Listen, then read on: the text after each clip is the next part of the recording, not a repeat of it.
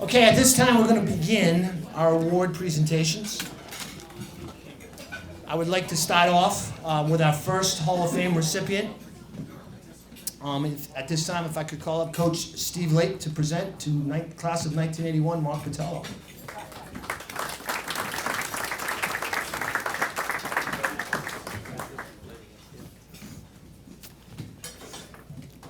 Good evening, everybody. How are you all doing? I'm reading tonight because my wife says I get off track, so here we are. It's truly great to see so many athletes, coaches, educators, friends, and fans here tonight. Thank you all for joining us. I know we all love hearing the inductees' stories and reflections on their playing days. Competitive sports, at its heart, is meritocracy at its finest. And I have many, many fond memories of Mark. So Mark, at this time, if you'd come up, stand next to me. I want to talk about you.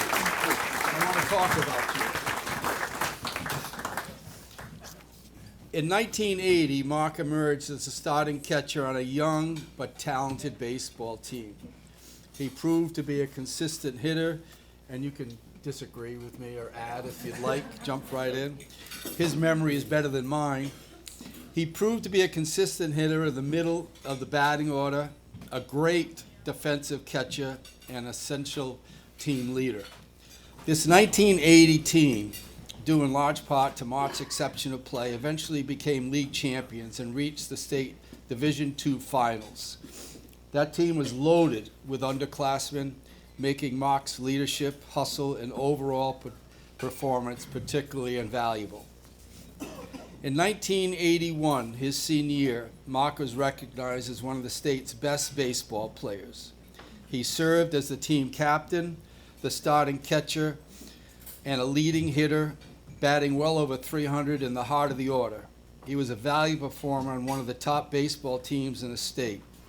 We're Eastern Division champions that year, which is a very competitive Division I league, or I should say was a very competitive Division I league that included Rogers, Middletown, Portsmouth, Bristol, Warren, and Barrington high schools. Mark was rightfully recognized as the catcher on the first team All-Eastern Division and selected as All-State. Mark also was a great football player. I don't have anything prepared for football, but I know Coach Murray speaks very, very highly of you, and we all know that just as aggressive and a great leader in football as well. Mark, congratulations! Steve. Welcome to the Hall of Fame. Congratulations. My glasses off. Pictures here. Take this, buddy. Thank you. Welcome. Thank you. It's all yours. I want to thank everybody for coming here, myself, but a little nervous here. It was a long time ago. We had a lot of fun, a lot of fun. And when Matt called and told me about the getting this award, I thought he was pulling my leg. I mean, that was so many years ago, a lot of years ago. Brought back a lot of memories, and I just want to say thank you, especially to Coach Steve Lake, Bob, great times, and Matt, I love you, man. Man, saved my life. I just want to say thank you, and thank you to the McGovern family for having us all here, and everyone else. Thank you so much.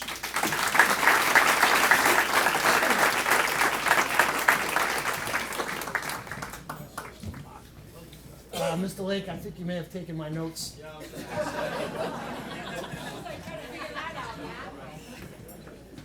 never stole the base.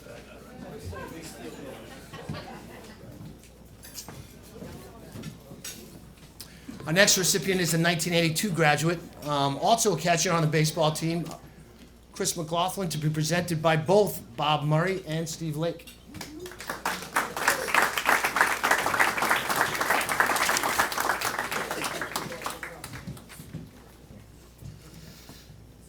Chris, I know Coach Chantry is looking down on us right now, and he wishes he would be here today. I know how proud he is, or he was of you, and how proud he would have been of what you accomplished. So I want to use Coach Chantry's words, okay? Chris was an outstanding offensive and defensive tackle his junior and senior year.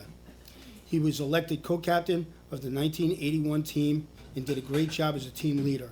Named second team All-League for 2 consecutive years and nominated for the Vince Lombardi Block of Granite Award in 1981.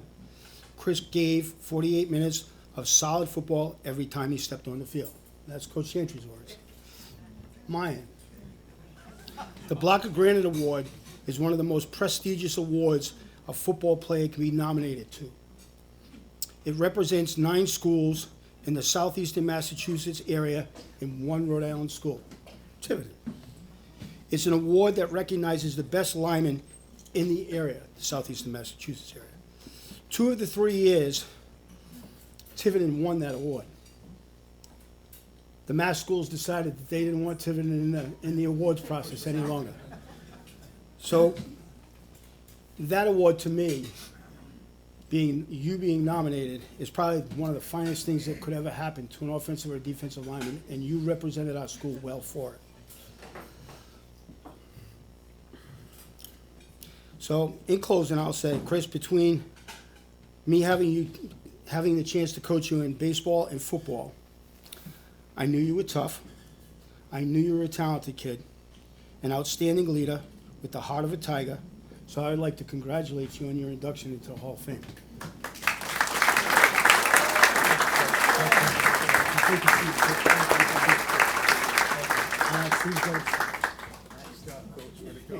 Now you gotta hear me, Chris. Stay up here, buddy. Because if you follow the years, Chris followed Mark. And did you play as a sophomore on the varsity? Yes. You did, okay. I know you played the outfield both your sophomore and junior year, and I know he hit over 300 both of those years. I know because I saw the notes that you gave me. The stats. He was another fantastic baseball player who consistently contributed to Tiverton's winning ways in the early 80s. He was a two-way starter, hitting well over, a 2-year starter, hitting well over 300 during both his junior and senior seasons. His junior year was spent in the outfield because Mark was the catcher. For his senior year, Chris stepped in as the starting catcher, expertly filled the void left by Mark Patello's graduation. During that magical 1982 season, Chris handled a very talented pitching staff. And if you know anything about baseball, you're not going to be a good pitching staff unless you have a good catcher. His smart, steady demeanor made him the perfect complement as he started every game, hit in the heart of the order, and consistently got on base and knocked in runs. Chris was a key to that 1982 state championship team, which of course also was previously inducted into the Hall of Fame. I think you were there that night. Chris, his senior year, earned all Eastern Division honors and was selected as an all-state baseball catcher that year. He also excelled in the classroom and was a consistent, honest student. I'm very excited to hear Chris's story. I've heard bits and pieces. Oh, gosh. All right, Thank you, Coach. congratulations. Thank you so much. So well deserved. Thank you so much. Thank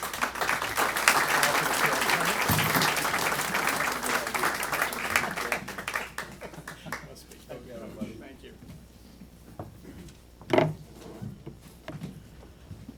So thank you, Coach Lake and Coach Murray. It's been a great honor to be inducted into the Tiverton Athletic Hall of Fame for a second time. First in 2013 with our 1982 baseball team, and then individually this year. You know, it's when I think back on our special season in 1982, there were a lot of things that happened that a lot of people could say that we were lucky, right? That we were lucky to do certain things. When we were down by 2 runs and we send up a pitcher to hit who we had a DH for all year long, Donnie Snell. 3-2 and 2 count in the bottom of the ninth, and he gets a hit, scores 2 runs, and it's a walk-off win.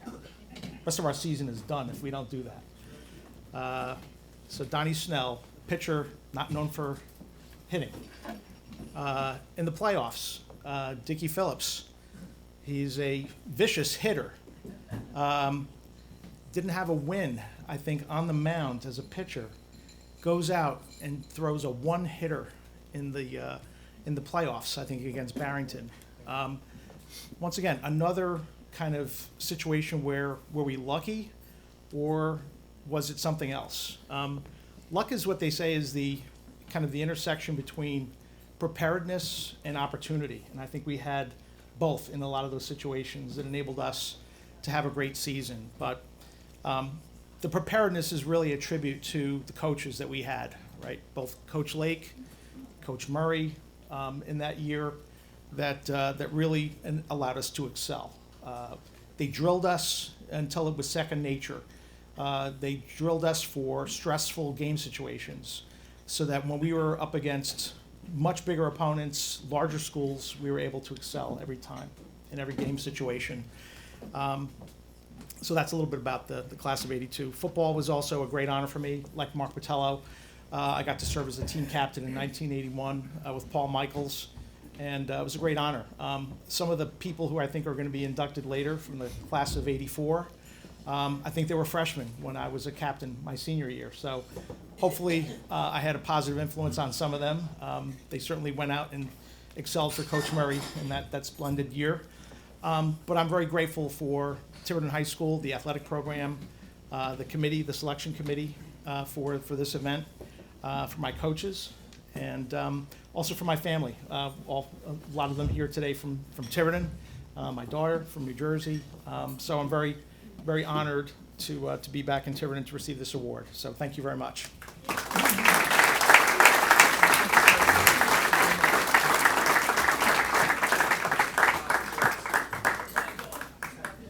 Congratulations, Chris. Coach Dias, if you could come up. Coach Ken Dias, to present to Rebecca Anderson Bonifant, class of 2001.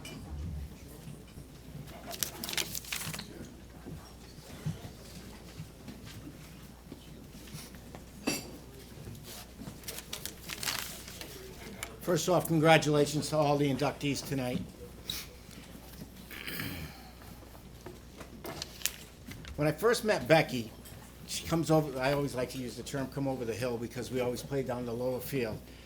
She's a little girl, and I'm like, what is she gonna do to help us out? She came with Susan Hathaway. 2 peas in a pod, couldn't separate them. What ended up happening over the next 4 years was Becky was one of the best left forwards to come through the Tiverton High School field hockey program. And that kind of says a lot about during that time. She was an incredible goal scorer, disciplined in her play, holding the backside of the net constantly. She must have had at least 30 tip-ins, which is just being in the right place in the right time. And it takes a lot of discipline to do that. What made her such a threat in the circle was she could do it all. Rip a shot from the top tip, distribute to her teammates. Becky was in a league of her own. And in her career, she had 68 goals. And I believe that I can't find anything that says otherwise, that that's the most by an individual in Tiverton. And she had 21 assists, so to prove that she wasn't selfish. She had 1 4-goal game, 1 5-goal game, and 5 3-goal games during her career.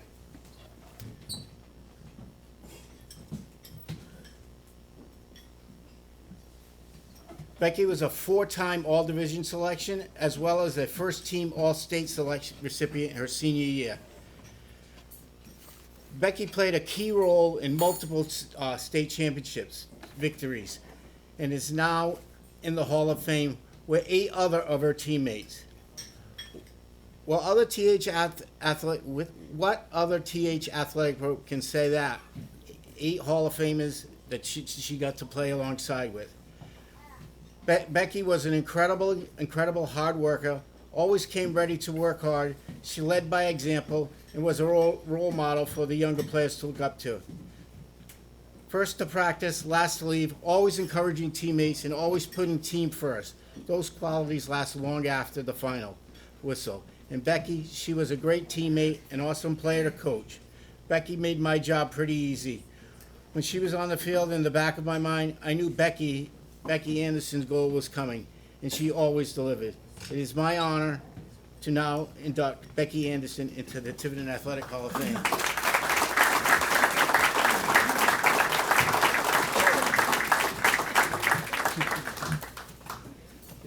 Thank you. And thank you so much. So we got this is truly such an honor. When I joined the field hockey team, I had never heard of field hockey before. A friend of mine told me that it's just a lot of running. So it just shows you, from me standing here accepting this award, it shows you what an amazing coaches we had, and I had the pleasure of playing with the best group of girls. We had so much fun. Everybody just got along, and we just had the best time. And I'm so proud to be part of such a wonderful team. And I will forever be grateful. So thank you.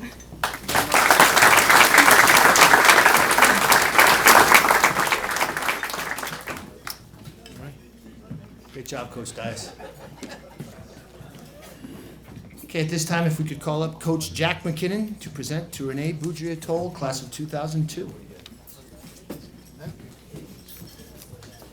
Good evening, everybody.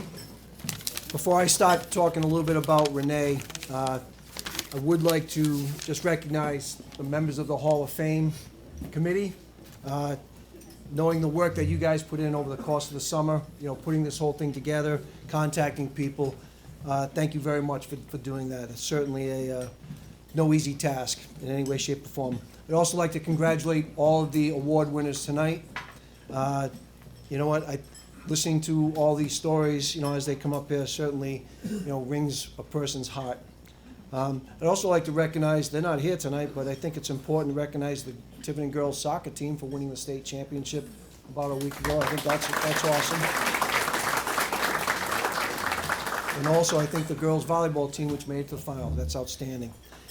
It's truly an honor for me to stand up in front of you tonight and induct one of Tiverton High School's all-time softball great pitchers into the Athletic Hall of Fame, Renee Boudria. As Mr. Lake was talking about, being a pitcher himself, they say fast pitch softball is 90% pitching, and the other half is defense. Renee came to Tiverton High School as a sophomore, spending her first year at Bishop Conley in Fall River. At that time in 2000, Tiverton truly was loaded with some outstanding female athletes at Tiverton High School. Several of her teammates, 5 of them to be exact, are also in the Tiverton High School Hall of Fame. And not just for their prowess on the softball field, but for their ability on the pitch or on the field hockey field, and also on the basketball court. Adding Renee to our team took us from being a very competitive playoff team to being a competitor for the state championship. Renee threw hard, she threw strikes, she mixed up her pitches, she kept batters off balance, mixing up her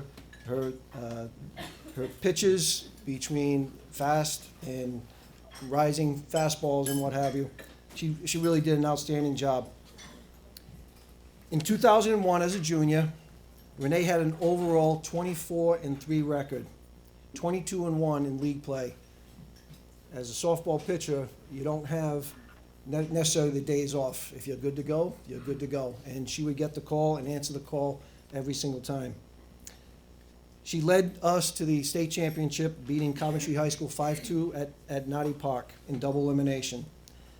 The following year, under the leadership of Coach Arthur Mello and fellow Hall of Fame inductees Allison Beck, Deanne Viveris, and Melissa Camara, the Tigers again won their second consecutive Division II state championship.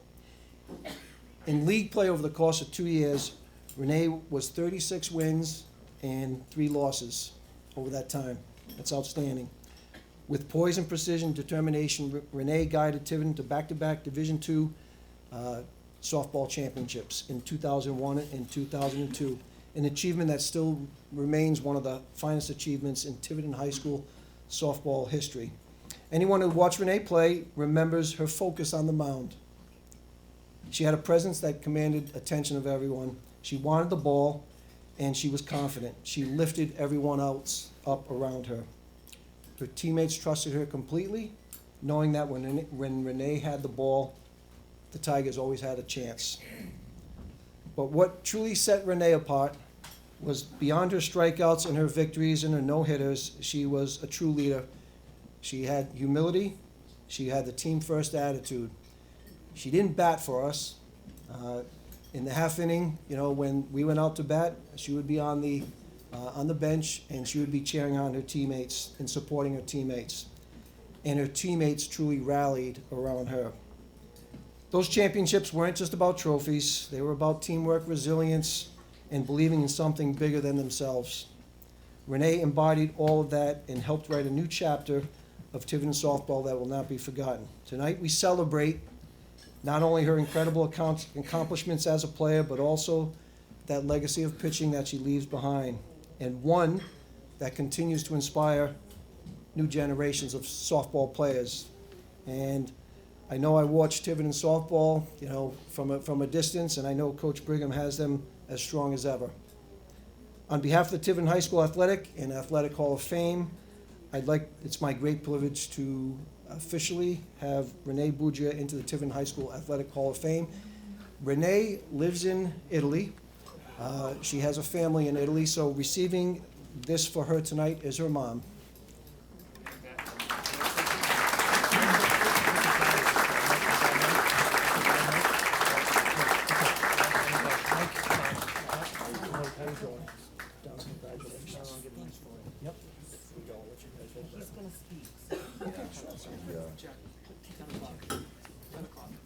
Excuse me.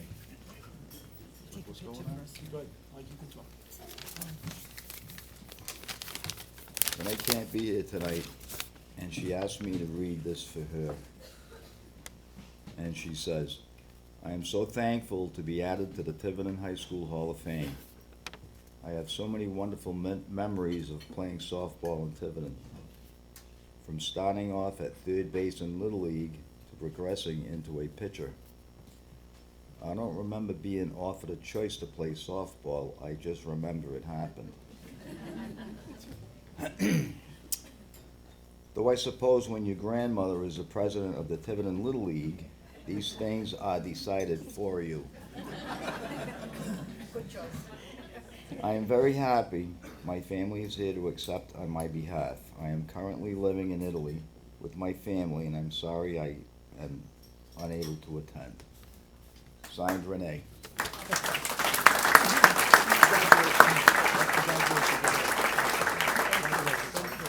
Congratulations. Thank you. Coach Anderson, if you could come up to present to Matthew Sterling, class of 2006.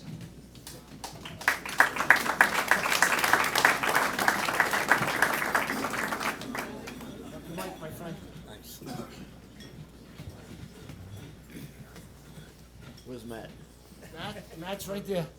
Red shirt, 11 o'clock. Okay. All I can say is I'm so honored to present Matt this honor of being in the Hall of Fame. Thank the committee for putting him in. I remember the first time I met Matt, he hit a golf ball so far, I says, wow, that guy's in a different class. I could hit the ball about half the distance he could.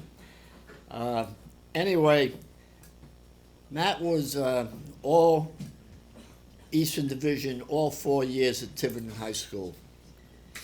He was put on the All-State, Providence Journal All-State team 2 years in a row, his junior and senior year. But besides all his skills in golf, he was just a great individual. Helped the other members on the team. came to practice every day, gave 100%. My big sport in high school was probably basketball, and I used to sneak in to watch Coach Arquette's teams in the gym. And Matt played for Coach Arquette, and I just watched him how he played. He worked so hard. And I said, that's a sign of a great athlete, an athlete who works hard. So I have nothing but praise to say about Matt Sterling. He was also an honor roll student for 4 years at Tiverton High School. That '06 team put Tiverton on the map. They won the Open State Championship in 2006. I'm not big on statistics, but I am on this one. The only Newport County team to ever win a state championship in golf over the last 70 years now. 70 years. Tiverton High School won it in '06. Rogers High School won it in 1955, I believe, when I was a student. And that's an amazing statistic. Portsmouth has good teams, you know, all the Newport County teams. So that's, I always say, he put us on the map that year. It was Devin Beck and Ben Conway and took other players. But Matt used to work with some of the other players and teach them fundamentals. I called myself the coach moderator that year. And I called him the coach because he could teach the kids better than I could teach the kids. And I just have so many great memories from there. But besides his skills in the athletics, it was just how he worked with people, his manners, his come to practice every day, give 100%. That was so impressive to me. When I look back at my career, I just feel so honored to have the opportunity to be associated with young men like Matt Sterling. I see Devin Beck here tonight too. You know, all those type of guys I had the opportunity to be associated with. Makes my life worth living when I look back at it. So many great memories. I know when Matt left high school, he went on to Eastern Carolina, where he was a walk-on. He led it 3 years for them. And when he graduated from Eastern Carolina, he volunteered, I believe, as a assistant graduate golf coach. And he did that while he worked on his master's degree in business. And when he graduated and got his MBA, he was hired by South Carolina, Eastern Carolina, full-time as their assistant golf coach. Now that tells you something. He must have done a great job for a college to hire him to be their assistant golf coach. I know today he's married with 3 wonderful children, 2 boys and a girl, 2 twins. I just love looking back at people like this and realize how lucky I've been to work with young men like Matt Sterling. I love you, Matt. You're the best. And oh, by the way, when he worked for, when he played for Eastern Carolina, they have another award.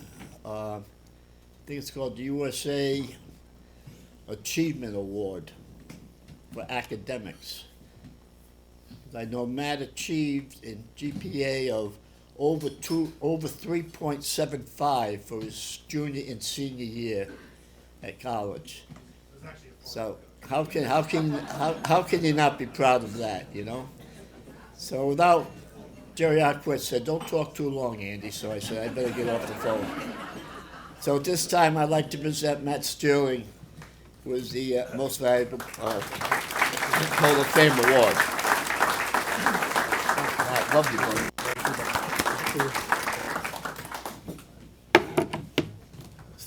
Thank you very much. Thanks to the committee.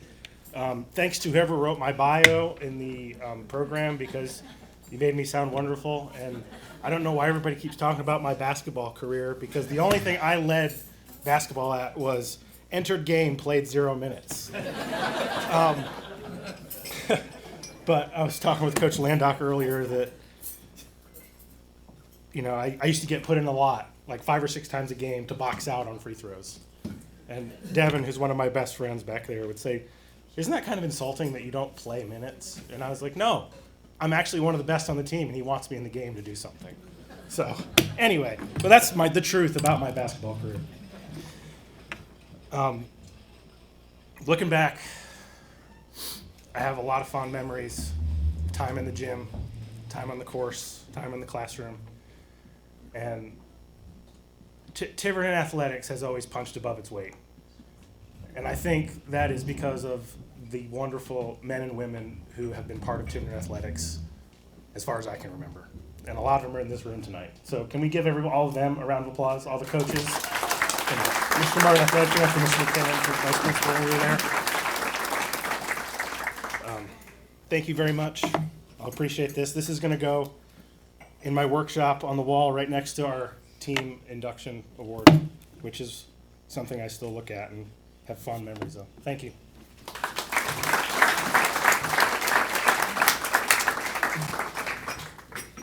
Congrats, Matt. Rick and Kim Lots. Rick and Kim Lots here tonight? No Rick? Okay. Rick? Okay, I just wanted to make sure I didn't say hello to you earlier. Carol Lots is next. I will be presenting to Kim and to Rick for Kara. Class of 2012. Kara was a member of both the field hockey team and girls lacrosse team.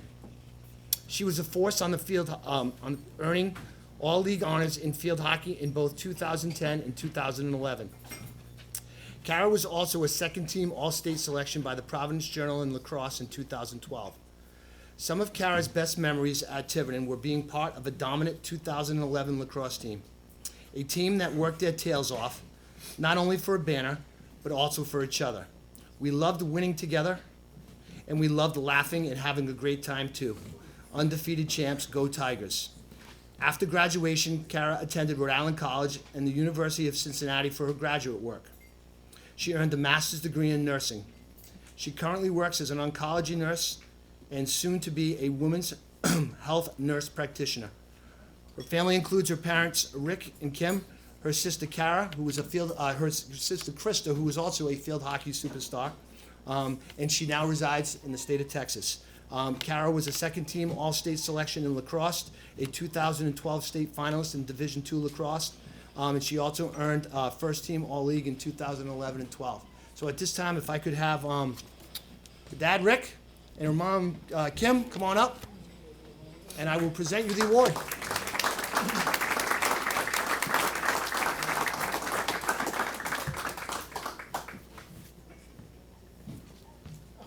I'm sorry I didn't get to see you earlier. That's not her mother. Oh, I'm sorry. I apologize. Kara couldn't make it here tonight because she's in Austin, but she wanted me to thank her coaches, her teammates, everybody from Tiverton that supported their teams during all those years, and thank you all.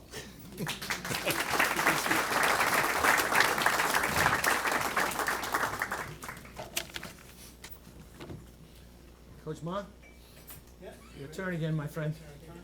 At this time, we're going to present to Stan Stankowski for our Contributor Award. Coach Robert Murray, if you could come up and present to his son, Jeff.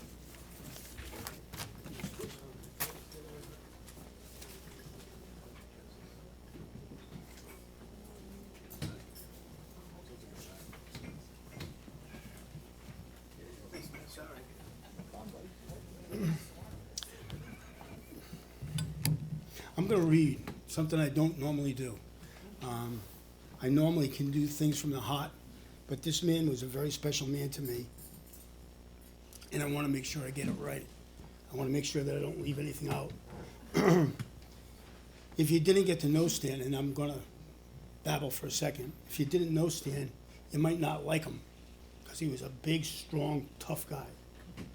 And I kind of love that. So my first introduction, and I'll do it now. Stan was a graduate of Durfee High School, a member of their basketball team and won a state championship, and then the New England Tech tourney. I came from Florida, I was a Durfee athlete. I understood what the tech tourney was. My father was the color guy for WJAR. I used to sit in a little basket at the Boston Garden and watch them play. To win the tech tourney, you beat everybody in New England. And Stan was special. He was really, really special. He received a full scholarship, a basketball scholarship, to attend Boston College. And then in 1988, he was inducted into the Durfee Athletic Hall of Fame. And you have to understand, there are, I think my senior year at Durfee, there were, and there's only 10, 11, and 12, there were 2,000 kids in that building. When I first started as a 10th grader, I think we were 2,800. But when kids turned 16, the Portuguese kids went to work, the boys. So the population plummeted. So to be inducted into that Hall of Fame with so many athletes is an amazing accomplishment. He and his wife Cynthia had 4 kids: Jane, Jeff, Dave, and Kerry. And I've met 3 of the 4. Jane died in an accident in Jamestown, which hurt Stan deeply. He became the superintendent of schools in the mid-'70s. With the help of Cynthia, Mr. and Mrs. Cook. Mr. Cook was the athletic director at the time. Mr. and Mrs. Raposa. Mrs. Raposa was a school board member. And they've both been inducted into the Hall of Fame. Mr. and Mrs. Lake, Steve's mom and dad, they started the first Tiverton Athletic Booster Club. It meant an awful lot to Stan that his athletic program be special. And he knew that you had to recognize kids for their achievements, and that was the purpose of it. In the strongest sense of the terms, Stan wanted a football program that would be a consistent winner. When I started my coaching career in 1976, my first interaction with Stan was in October of 1981. That's the first time I met him. Been there for 5 years, never met the guy. I was called to the superintendent's office prior to a football practice, and you have to understand that I don't like missing football practice. I got down to his office and was asked to sit. It had to be over 30 minutes, and now I'm getting a little itchy because I should be somewhere else, and I'm sitting in an office. This very large man came out. He looked at me and said, "Are you Murray?" I said, "Yes." He said, "Come in." We shook hands, and as I sat down, he said, "Are you nervous?" And I responded, "Yes." And he asked me why. I said, "Because I don't know why I'm here." So he looked at me and he said, "Did you apply for a job?" And I said, "Yes." He said, "Well, this is your interview." And I said to myself, wait a minute here. Job interviews, you get a phone call, you get told you're going to prepare, you're going to come. No, we're doing it impromptu. Here we go. Over the next few years, we got to know each other well. I learned how badly he wanted his football program to win. So in 1984, perfect timing, he got his first football championship. The years passed and Stan retired. The next time I saw Stan was in 1990. I was at Pierce Field, and we had just beat North Providence for the school's first Super Bowl championship. The exit for the parking lot was in the north end zone. I had just walked to the south end zone to pick up a football. I was one of the last to leave the field. As I turned to the north end zone to get to the bus, where you get to the bus, a man was standing in the end zone, or up on the ramp, up on the hill in the end zone, at the north end zone.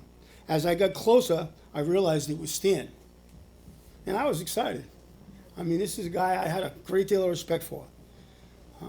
I walked up the ramp. I had my arms full. I had the headphones, and I had a ball.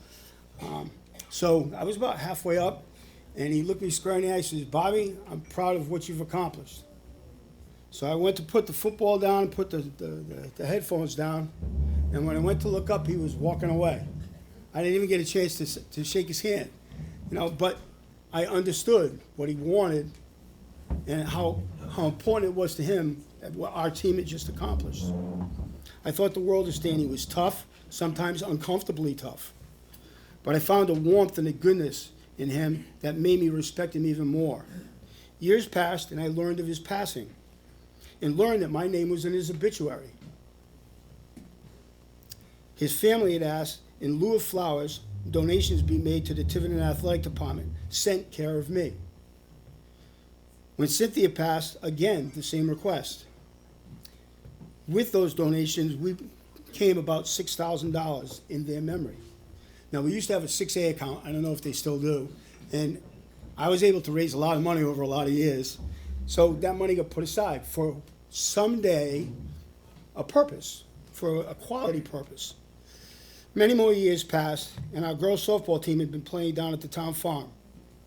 It wasn't a good situation, so I asked the Sinkowski family, and I believe it was Jeff that I called. I think Jeff, you were superintendent of schools down at Charahoe, Jeff? Excuse me? Were you the superintendent of schools down at Charahoe? Principal, that's what it was. So I called Jeff and asked if it would be okay if we build a softball field in the memory of Stan. And Cynthia, obviously. So with the monies donated in Stan and Cynthia's memory, along with about $8,000 of football fundraising money, a field was built so that the girls could play at the high school. Bill McGee built that field. So there was a major donation being made because Bill contributed to that. So when the field was built, I said, mission accomplished, outstanding, and the girls were able to play. But I never really finished something I should have before I retired.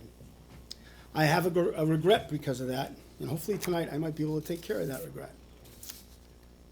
Mr. Haskins, I need your support and a little bit of help. I know we've never met. I don't even know where you are in the room, okay? I need to finish something that I started. I would like to dedicate our girls' softball field in the memory of Stan and Cynthia.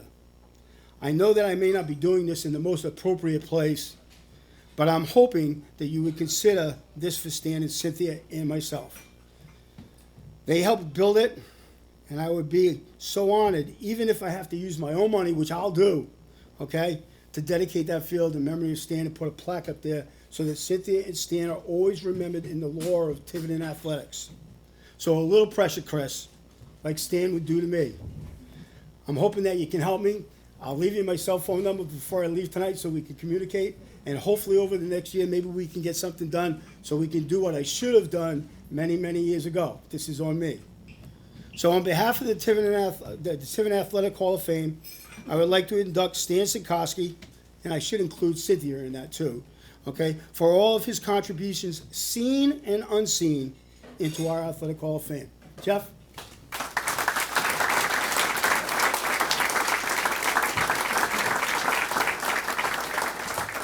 Thank you, Jeff. I appreciate it. I really do. I love you back. I love you back. This is for you. Thank you. All right, share that with your family. Well, I know the Patriots are playing shortly, so I'm going to try to make this as quick as possible. First of all, thanks to the people who said how much they think I resemble my father. Unfortunately, he was 6'3", I'm 5'9", so I think that's where it ends. On behalf of my family, my brother, my sister, my son, I do tend to get emotional, so bear with me. But, very special night for me. I was able to fly in from Florida yesterday, and I did not want to miss this. My dad was a high school football coach, basketball coach in upstate New York. And I remember I think in 7th grade, he came up to me and said, Jeff, we're moving to Tiverton, Rhode Island. And I started crying. I said, what? You know, I was devastated. But Tiverton was a brand new school. I think it opened in like 1966 or something. And he was the assistant principal. And I went to school there, and it was tough, you know, when your father's the assistant principal enforcing all the discipline.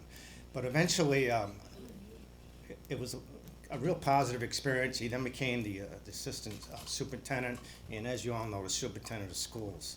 My mother was a very positive force in terms of making him successful as all the woman in here, I'm sure, for your man. A couple things that my father really, really believed in strongly was, and for the people here that really didn't know Tiverton High School when it first opened, it was a state-of-the-art high school, one of the nicest in the state of Rhode Island. Unfortunately, it had no athletic fields whatsoever.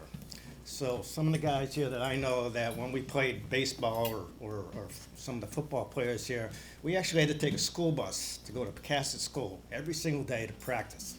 The games were at Pecasset School. And my father took a real upsetting attitude on that. And I think one of the things that really helped, and I think is a funny story, anybody here remembers David Raposa. He was an all-state catcher on the baseball team in the early 70s. And the parking lot and all the fields were grass this high. And the local newspaper, I think it was the Herald, came and took a picture, and a huge picture of David, and it said, catcher in a rye. And from that point on, the town sort of rallied, because as we all know, Tiverton's always had historically some difficulty raising funds through taxes, etc. And eventually the athletic fields were built. And I remember one day, my dad was going to give me a ride home. He wasn't at the car. He was down at the football field in the mud, checking the grade to make sure that he thought it was perfect. So anyway, the last thing I wanted to say was he was so proud of the coaches that he hired. The longevity, you never see, I don't think coaches last as long as Tiverton has. And I'd be remiss, I really don't want to name names because I know I'll forget somebody, but I have to honor Andy Anderson, who's here. He's one of the all-time greats. And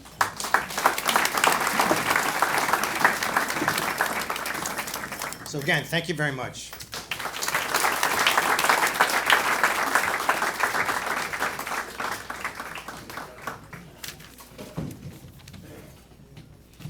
That was great. That was great. Coach Ma? 1984 football team.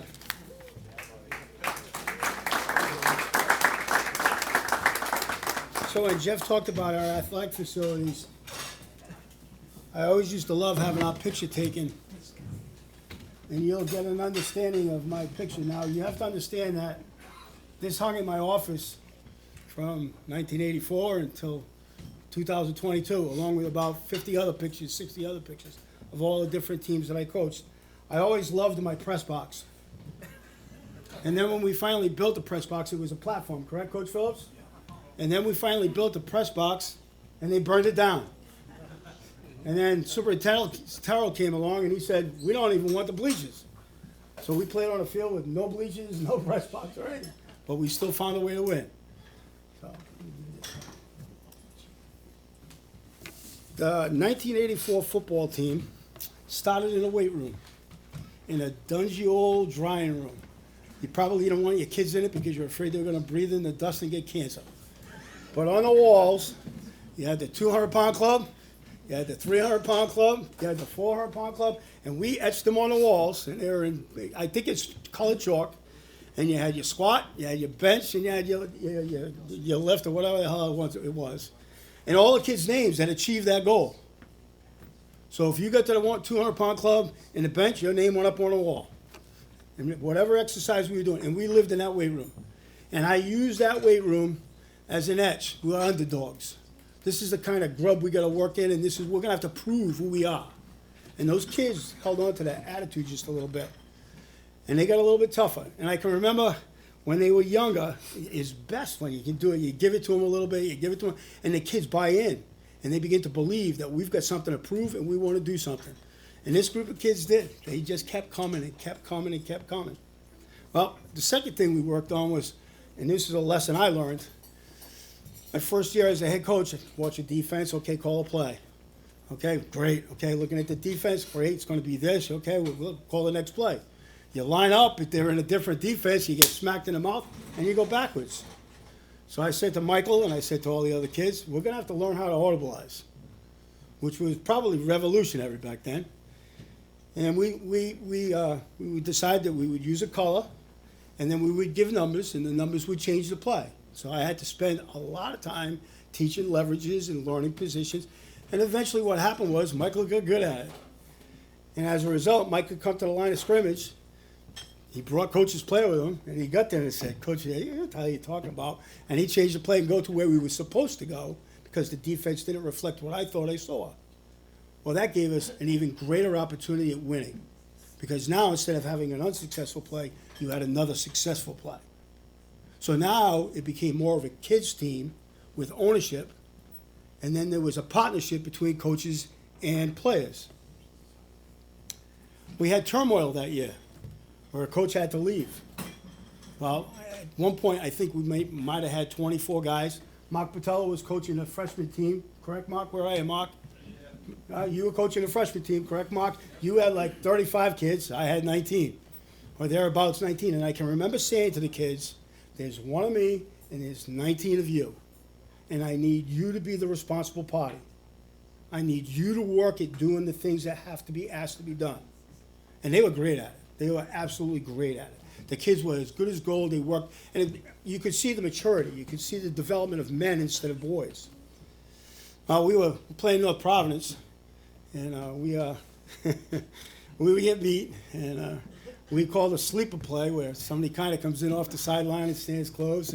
And to this day, Coach Phillips, we laugh about it all the time. Billy Burns was that kid. He was a junior, and he was on the sidelines. Nobody knew he was there. And sure enough, he snapped the ball. Down the field he goes. Michael lays it up. He gets in the end zone. I think the game ended just shortly thereafter that, and we won. Well, that was a huge win for us because it put us in a position where we had to play Warren, who had the same record as us, for a championship. That year, that team gave up 47 points defensively. I think we had 4 shutouts, and the 4 shutouts came after the turmoil occurred. So they only got better as the season went along.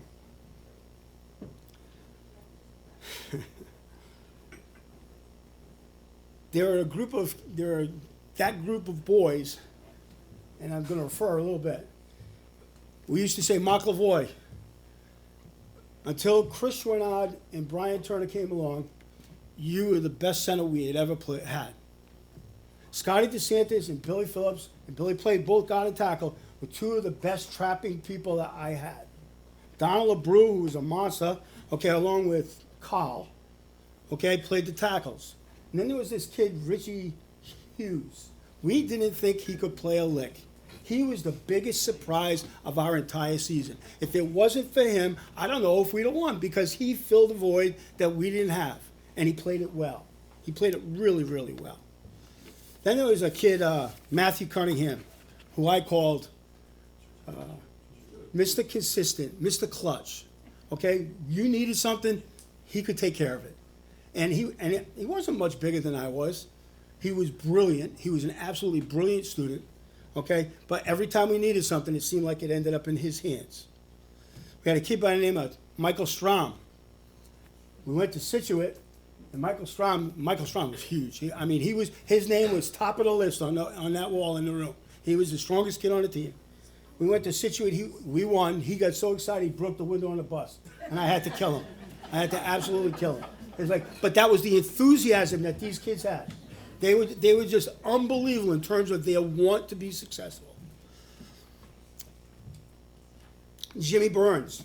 Jimmy Burns was our tight end. Jimmy Burns was probably still is, the best tight end that's ever played for us.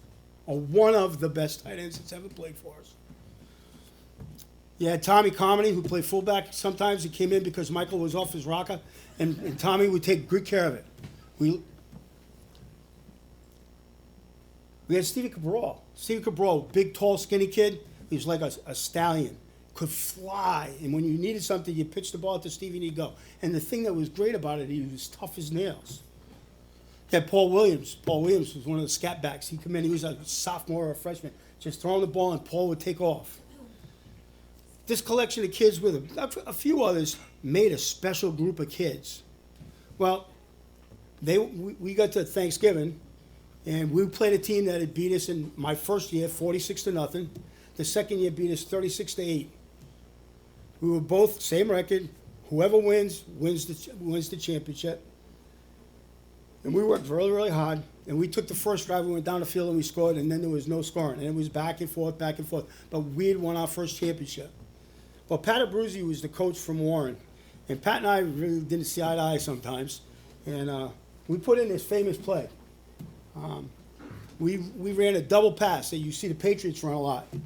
We would split a guy out wide. We'd throw him the ball on a lateral. We'd sneak the back out of the backfield, run him down the field. Everybody would come forward. He'd go down. We'd throw the ball up. You'd score. I think we scored. Coach Gaychuk scored a touchdown the other day on that. Correct, Coach Gaychuk?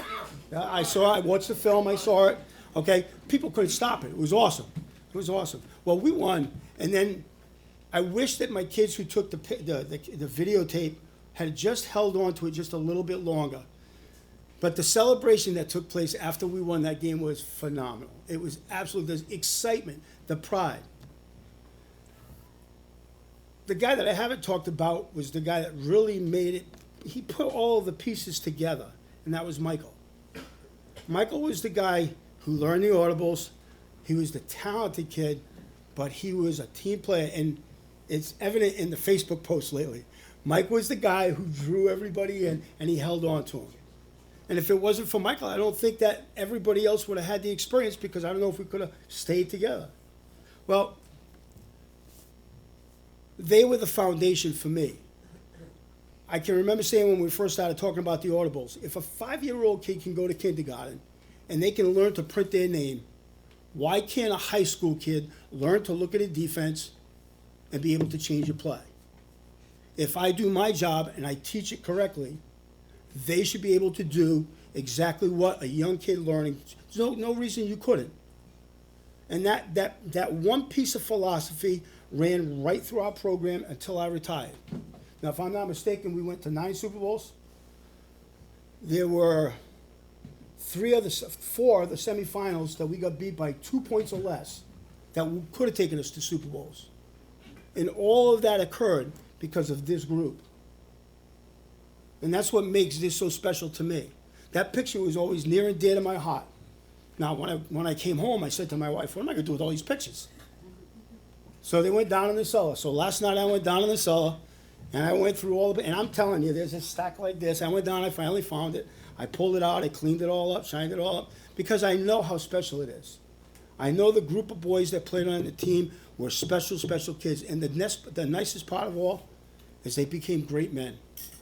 They became really, really good adults, and they've contributed to our society and to Tiverton to make it a special, special place.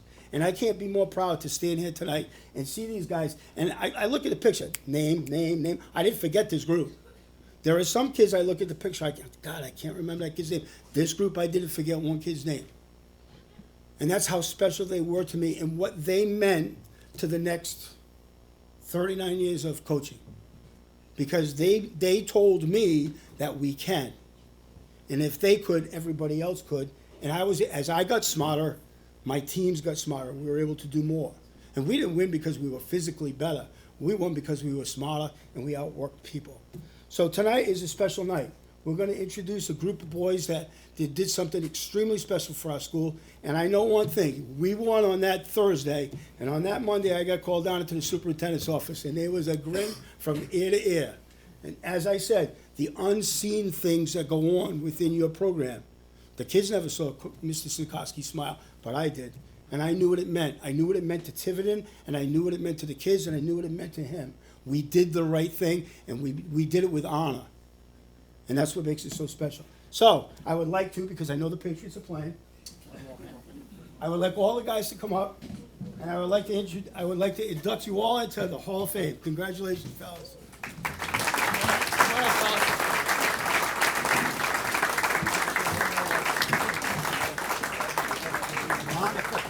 Congratulations. Yeah. Alan, congratulations. Appreciate it. John, congratulations, my friend. Congratulations, buddy. Good to see you. You got it. Thanks, buddy. All right. What's up, my man? I miss your brother, too. I want you to know that. Michael, how are you? Hi, Michael. Nice to see you. Bottom row, left side. All right, good to see you. Good to see you. Coach Phillips.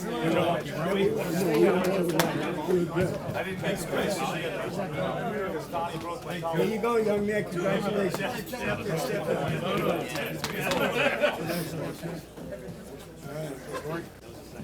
This is Johnny Garcia. The no hair just kills me. I'm waiting for that black hair. It's great to see you. Congratulations. Hey, thank you for coming out. I want you to know that. Thank you for coming out. It's great to see you. Stevie, my man right there. The stallion right there. Huh? Yeah?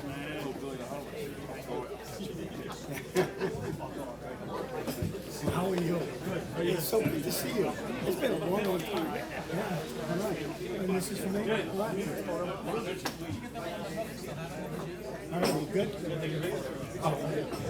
Alex, give me a smile. Give me a smile, yeah. Get a quick photo.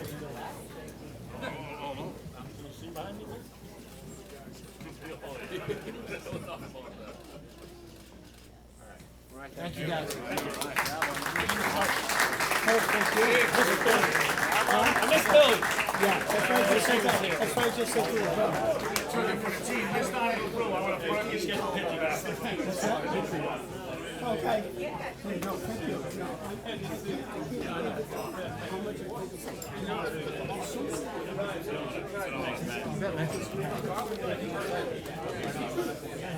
No, you are. We did. We did.